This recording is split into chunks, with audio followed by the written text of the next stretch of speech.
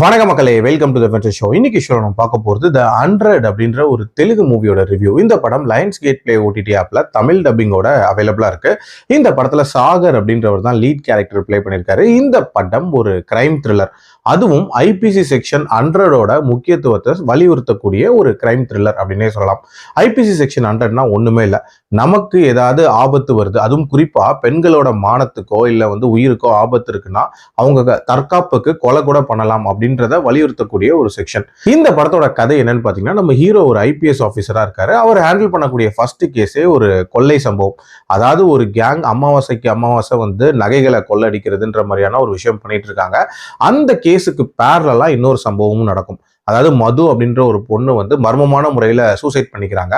இந்த மதுவுக்கு இருக்கக்கூடிய பிரச்சனை நம்ம ஹீரோயினுக்குமே இருக்கு. ஸோ நம்ம ஹீரோயினுக்கு இருக்கக்கூடிய அந்த பிரச்சனை என்ன, அண்ட் இந்த சம்பவத்துக்கும் அந்த கொள்ளை சம்பவத்துக்கும் ஏதாவது கனெக்ஷன் இருக்கா, அண்ட் டுவர்ட்ஸ் எண்ட் இதெல்லாம் எப்படி கனெக்ட் பண்ணி ரிசால்வ் பண்றாரு அப்படின்றத இந்த படத்தோட கதை.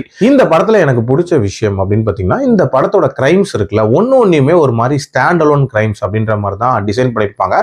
சொல்ல போனா நம்ம பார்க்கும்போது இதுக்கும் இன்னொரு கிரைமுக்கும் கண்டிப்பா சம்பந்தம் இருக்க வாய்ப்பே இல்லை அப்படின்ற ஒரு ஃபீல் தான் இருக்கும். பட் அதுக்கு ஒரு காமன் கனெக்ஷன் அப்படின்றத லிங்க் பண்ணியிருப்பாங்க. அது உண்மையிலேயே நீட்டா இருந்துச்சு. அதே மாதிரி போலீஸ் ஆஃபீஸரா சாகரோட கேரக்டர் அப்படின்றதும் ஜஸ்டிஃபை பண்ணப்பட்டிருந்துச்சு அப்படின்னே சொல்லலாம்.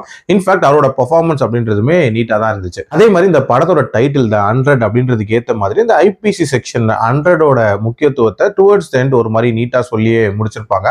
ஓவரால் பார்க்கும்போது ஸ்டோரியா நீட்டா எடுக்கப்பட்ட ஒரு ஸ்டோரி தான். பட் அதை ப்ரெசென்ட் பண்ண விதம் இருக்குல்ல, அதுதான் பயங்கர கிளம்சியா இருந்துச்சு அப்படின்னே சொல்லலாம். எஸ்பெஷலி அந்த ஸ்கிரீன் பிளே அப்படின்றது பயங்கர அன்ஆர்கனைஸ்டா கொண்டு போயிருப்பாங்க.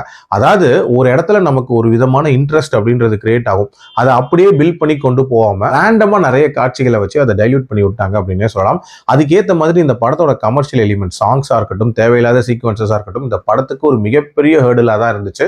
ஆல்சோ இந்த படத்தோட டியூரேஷன் அப்படின்றதுமே கிட்டத்தட்ட 2.25 மணி நேரம் போகும். அது ஓரளவுக்கு சின்ன டியூரேஷன் அப்படின்ற மாதிரி நமக்கு தெரியலாம். பட் இந்த படத்தை பொறுத்த வரைக்கும் அதுவே லெங்க்தியான ஒரு ஃபீலை கொடுத்துச்சு. கண்டிப்பா இன்னுமே கிறிஸ்பியரா இருந்திருக்கலாம். ஓவரால் ஒரு நல்ல கதை, பட் கண்டிப்பா பெட்டரா பிரசன்ட் பண்ணிருக்கலாம். பட் ட்ரை பண்ணணும்னா ஒன்ஸ் ட்ரை பண்ணி பாருங்க. என்னோட ரேட்டிங் இந்த படத்துக்கு 2.7 out of 5. அடல் கண்டென்ட்டை பொறுத்த வரைக்கும் மைல்டா ஒரு சில காட்சிகள் ஆங்காங்கே வரும். மற்றபடி பார்க்கலாம். மீண்டும் அடுத்த விமர்சனத்தில் சந்திக்கிறேன். நன்றி, வணக்கம்.